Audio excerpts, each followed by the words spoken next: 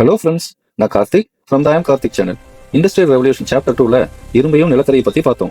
இன்னைக்கு சாப்டர் 3ல இந்த உலகத்தையே பம்பரமாக சுழல வச்ச ஒரு கண்டுபிடிப்பை பத்தி பார்க்க போறோம். இயர் 1698 நண்பன் வந்தான். ஆரம்பத்துல சுரங்கத்துல தண்ணி புகுந்து பெரிய தொல்லையா இருந்தது. அப்பதான் தாமஸ் சேவரி ஒரு மிஷினை கொண்டு வந்தாரு. அதுக்கு பேரு மைனஸ் ஃப்ரெண்ட். கையை வச்சு குழாயை திருப்பினா நீராவி அந்த சிலிண்டருக்குள்ள போகும். அங்க வேக்யூம் கிரியேட் ஆகி தண்ணி மேல வரும். இது வெறும் 1 HP திறன் தான். ஆனா அடிக்கடி பாய்லர் டமார்னு வெடிச்சு பயத்தை உண்டாக்கும். அது மட்டும் இல்ல, இதால 80 அடி ஆழத்துக்கு கீழே இருக்கிற தண்ணியை இழுக்கவே முடியல. இயர் 1712 அட்மாஸ்பியர் அதிரடி. அடுத்து வந்தவர் தாமஸ் நியூகமன். இவரோட அட்மாஸ்பியரிக் மிஷின் ஒரு பிஸ்டனை வச்சு வேலை செஞ்சது. சுரங்கத்தோட அடியில வச்சு இயங்கின இந்த இயந்திரம் நிலக்கரி அள்ளி அள்ளி சாப்பிட்டாலும் 5 HP சக்தியை அசால்ட்டா கொடுத்துச்சு. இதோட வெற்றியை பார்த்த தொழிலதிபர்கள் இதை போட்டி போட்டுட்டு வாங்கினாங்க. அதனாலதான் 1729ல இவர் மறைஞ்சப்போ ஐரோப்பா முழுக்க 110 என்ஜின்கள் விடாம ஓடிட்டு இருந்துச்சு. இயர் 1776 என்ஜின் நாயகன் ஜேம்ஸ் வாட்.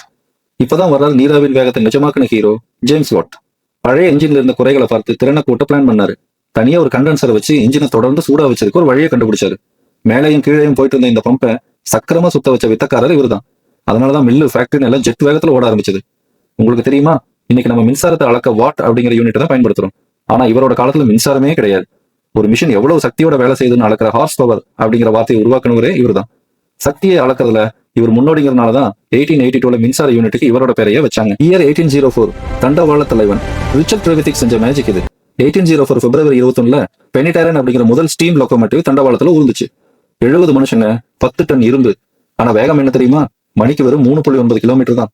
மனுஷங்க நடக்கிற வேகத்துலதான் உலகத்தோட முதல் ரயில் போச்சு. ஆனா இங்க ஒரு பெரிய ட்விஸ்ட். அந்த இன்ஜினோட வெயிட் தாங்காம இரும்பு தண்டவாளங்களே மடமடன்னு உடைஞ்சு நொறுங்கி போச்சு. பில்டிங் ஸ்ட்ராங்கு, ஆனா பேஸ்மெண்ட் ரொம்ப வீக் போல. மிஷின் என்னவோ வெற்றிகரமா ஓடிச்சு, ஆனா அதை தாங்குற சக்தி அந்த தண்டவாளத்துக்கு இல்ல. இயர் 1807 to 1819 கடல் பயண புரட்சி. அடுத்து நீராவி கடல்ல இருந்துச்சு. 1807ல அமெரிக்க engineer Robert Fulton North River steamboat கப்பலை ஹட்சன் நதியில இறக்குனாரு.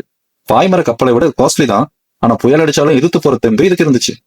அடுத்து 1812ல ஐரோப்பாவோட முதல் கமர்ஷியல் ஸ்டீம் போட்டான PS காமெட் ஸ்காட்லாண்ட்ல ஓடி சாதனை படைச்சது.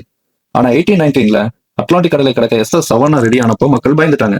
பாய்லர் வெடிச்சிருன்னு யாருமே ஏறல. பயணிகளே இல்லாம 27 நாள்ல அட்லாண்டிக்கை கடந்து லிவர்பூல் போய் சேர்ந்துச்சு. இதோட வெற்றிக்கு அப்புறம் தான் 19ஆம் நூற்றாண்டோட பாதையில அட்லாண்டிக் கடலே ஒரு ரோடு மாதிரி மாறி அட்லாண்டிக் ஃபெரின்னு சொல்ற அளவுக்கு ஸ்டீம் போட்ஸ் கெத்து காட்டுச்சு. குதிரையோட காலத்தை மாத்தி உலகத்தையே தழகீழா புரட்டி போட்ட ஃபுல் ஸ்டீம் அஹெட் பயணம் தான் இது. அன்னைக்கு சுரங்கத்துல தேங்கி நின்று தண்ணியை பம்ப் பண்ண ஆரம்பிச்ச ஒரு சின்ன முயற்சி தான் இன்னைக்கு நம்ம மின்னல் வேகத்துல பறக்கிற புல்லட் ட்ரெயினுக்கும் விண்ணை தொடர ராக்கெட்டுகளுக்கும் அஸ்திவாரமா அமைஞ்சிருக்கு. நீராவி பழைய டெக்னாலஜின்னு நினைக்காதீங்க. 2026ல கூட நம்ம பயன்படுத்துற மின்சாரத்துல பெரும்பகுதி இந்த நீராவி வச்சுதான் உற்பத்தி ஆகுது. ஏன் இன்னைக்கு விண்வெளி ஆராய்ச்சியில கூட சேட்டலைட்டுகளை இயக்க ஸ்டீம் த்ரஸ்டர்ஸ் தான் பயன்படுத்துறாங்க. இந்த தொழில் புரட்சியோட வேகம் இதோட நிக்கல. அடுத்த அத்தியாயத்துல இன்னும் ஒரு அதிரடியான திருப்பத்தோட சந்திக்கிறேன். அது என்னன்னு தெரிஞ்சுக்க தயாரா இருங்க. Catch you on the next one. நான் கார்த்திக், I am கார்த்திக் சேனல்ல இருந்து சைனிங் ஆஃப்.